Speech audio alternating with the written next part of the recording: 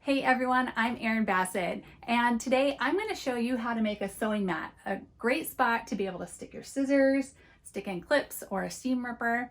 And I used my brother's sewing machine and ScanNCut DX to make this, and I'm going to show you how to do the same.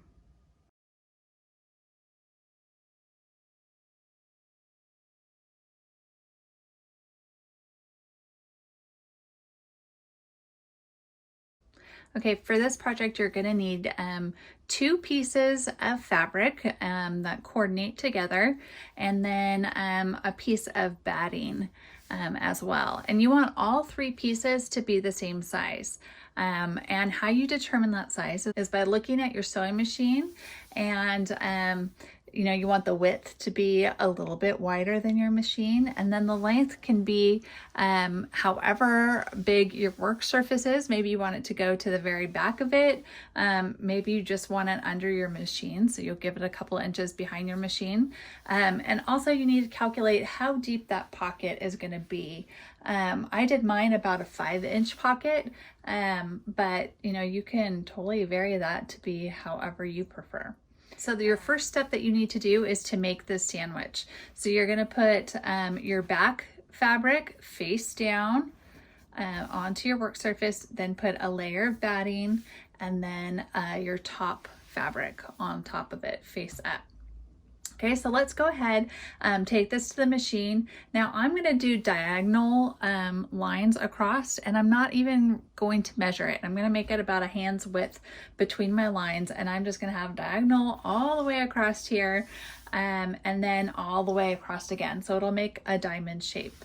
And again, this doesn't have to be perfect. It doesn't need to have, exactly the same diamonds. Your machine is going to be sitting on this. There's going to be a pocket folded up and a small little bit out the back. So don't stress on it. This is supposed to just be a fun, easy project for you to just, whip out in a little bit and then get on crafting with something else. Okay, so let's head to the machine. So this is how it'll look once you have it finished and under your machine. And I like to sew with my machine out here a little bit, so I can just pull it down. And I love my little pocket here with my scissors. They're easy to have in grasp, and it just works out perfect. I may add another line right here, because right now here's the divider for those scissors, so they're not going to be sliding all around. But I may add another little one for my seam ripper, because a seam ripper is your best friend. Okay, so let's pull up this one that I'm going to work on, and I'm going to do those diagonal lines. Now, I think if I start with the middle line, that'll be the smart way to go. So I'm just gonna put my thing in, and use whatever settings on your machine that you prefer.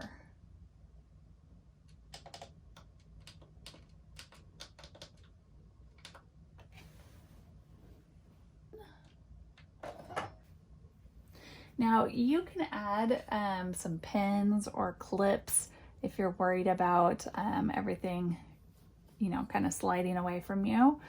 Feel free to do that.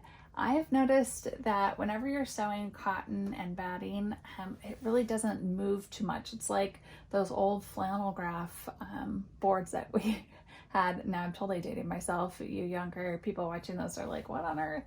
But it kind of holds it together, especially you're not working with something too big right here. So totally up to you if you want to clip it or pin it. But once you get this first line in there, it already kind of anchors it together anyways. Okay.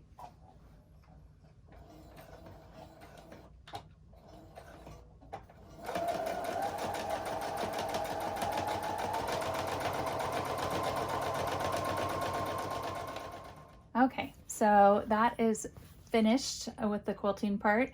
Now we can take it over to that workspace to work on the pocket and the binding. Okay, so if you have finished quilting and you realize that you have a really ratty looking edge here, things aren't matching up so perfect, go ahead and trim that up so that it is all the same size.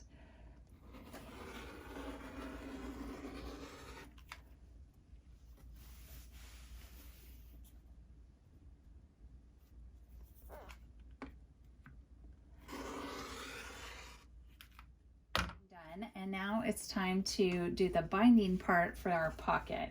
So I went ahead and I cut 3-inch strips of this fabric, this pink fabric, to coordinate with it.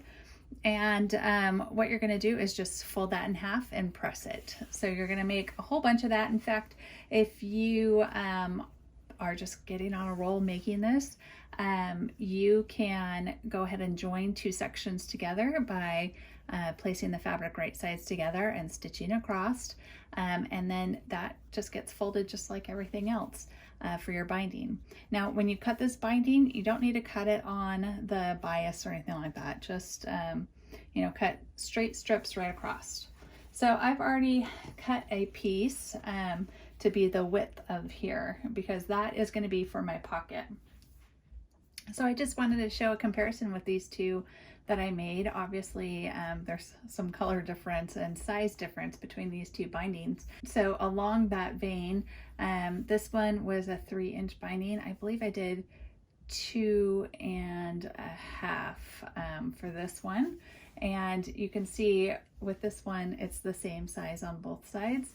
And this one is bigger on the front and smaller on the back. So however you prefer it, you know, do it that way.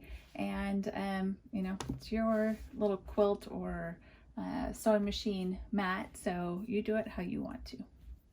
For my pocket, I want it to be about 5 inches. So that is the width of this ruler. And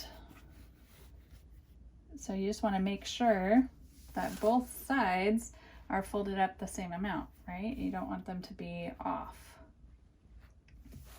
Okay, so that looks pretty close to it. So then what you're going to do is take your binding, and we're going to do it actually on the other side of this. But this is just to give you an idea of how it's going to look. So it will look like that. Okay. So what we're going to do is flip it over to this side. So we know that we want it to be along this edge. Okay. And that's really important, especially if you have fabric that needs to be a certain direction, right? So you're going to take the raw edge side, not the folded side, but the raw edge side, match it up with the raw edge side. Okay. And have it go all the way across, and then use some pins or clips to clip it in place.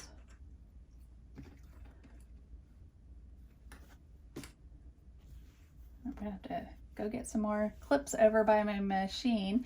But what you want to do next is to sew about 1/4 inch from the edge. Okay, so go ahead and do that, and then I'll meet you back here. Okay, so we finished sewing that on. So now we can flip it over and go ahead and grab it and pull it over. And now you can stitch right along that edge right there all the way across. So that encloses that edge for your pocket and makes it really pretty. Okay, so to get started with that, you're just going to do one side at a time. So I'm going to start over on the back side. And I'm going to pin, you know, raw edge to raw edge. And I'm just going to do one side at a time. And then after I get that done, I'll do the next.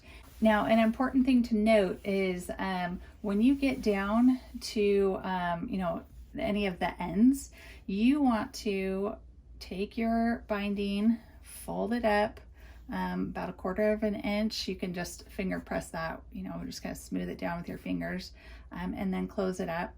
And that way it gives it that nice finished edge. So you do want it to be like that when you get done with it. So do that on your end pieces, and you'll be good to go. Okay, so I'm all finished with the binding on here. Now I just need to do my pocket, and I'm just putting scissors in here. I'm right-handed, so I like the pocket on the right side. And I have to decide, you know, where I want to sew the other line of the pocket, probably right there. You don't want it too tight to get in, so keep that in mind. If you sew in multiple pockets, you want to be able to get your hand in there without it being super tight squeeze. So make them generous pockets. And then also I will insert the video of how I cut this out using my ScanNCut DX. but it has iron-on adhesive, and I'll just iron that on. So here we are over at the ScanNCut DX, and you need to click on patterns first, and then these are different categories of patterns, and we're going to click on that one that has the Eiffel Tower and the flowers on it, and then click on that one that is the gears and the little trumpet. And then you can see right here, there's the scissors, there's an iron, and a sewing machine. I think all three of those would be really cute to put on this project, but I'm just going to show you how to cut out those scissors. So click on that and then adjust your size. Now, of course, this will depend on the size of your pocket.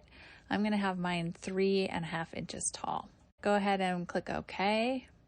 Okay, so I have my fabric. I ironed on the backing to it, that adhesive. I'm always trying to take that little backing piece off is the hard part.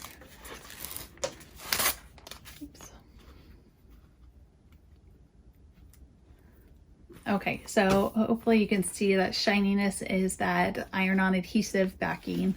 And I'm going to be using a just plain old standard mat. There's no fabric support sheet or anything on here. In fact, the stickiness on here, and it's not really sticky, but it's, I don't know, it feels like plastic, so it's a little grippy, I guess. Work really well together to hold it in place. So I'm going to take my mat and stick my fabric on it and make sure it's on there real well. And now I'm going to load it between these two bumpers and hit that mat button, and it loads it right in.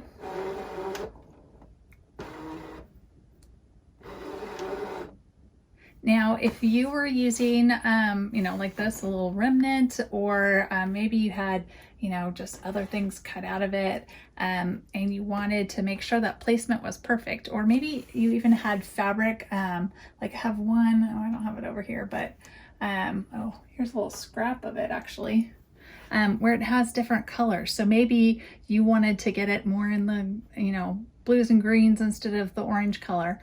You know, you can use this feature right here, this little scan, to be able to get that placement perfect. So when you hit start, it's going to scan in your whole mat, so it'll see exactly where that fabric is.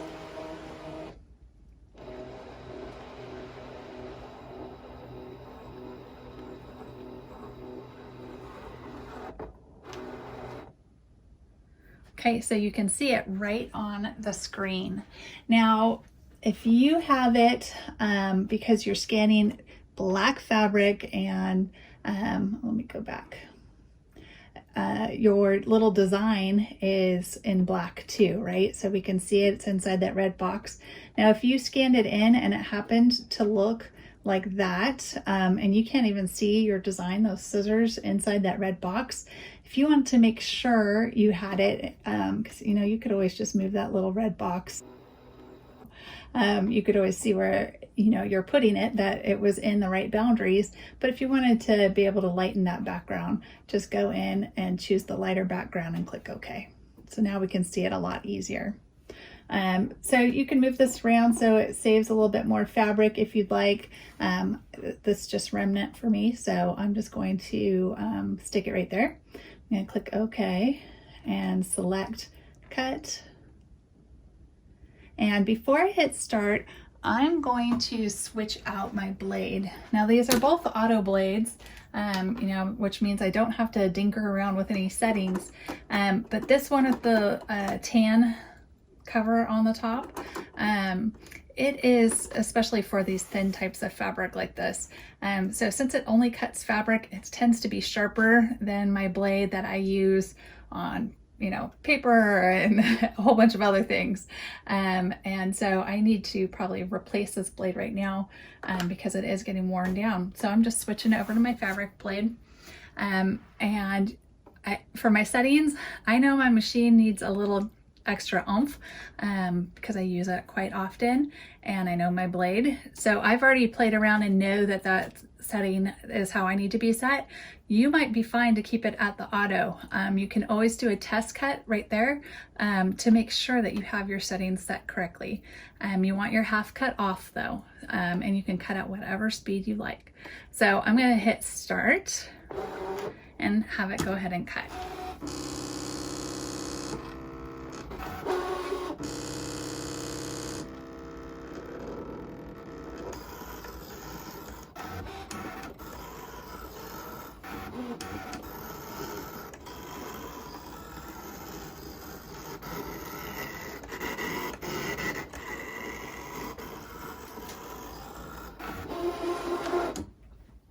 Okay, so we have it all cut. Oop.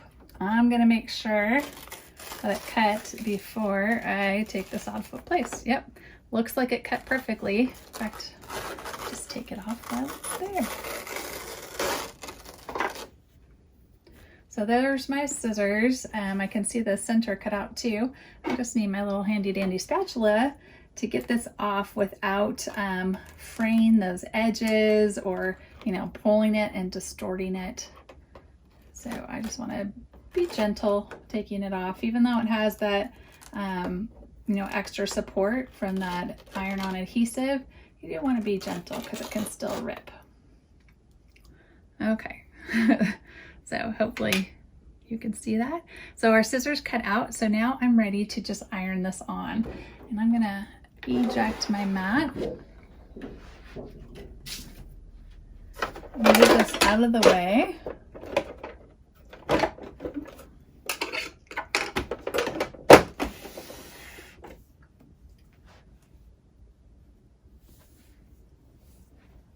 Okay, so here is our mat back over here. In fact, I'm gonna take those scissors out. Okay, so now I can just see perfectly where I want to iron that on.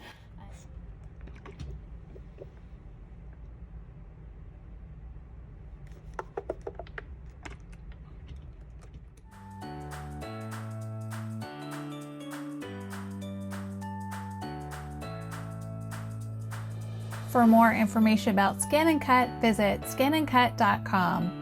And for more ideas and inspiration, visit erinbassett.com.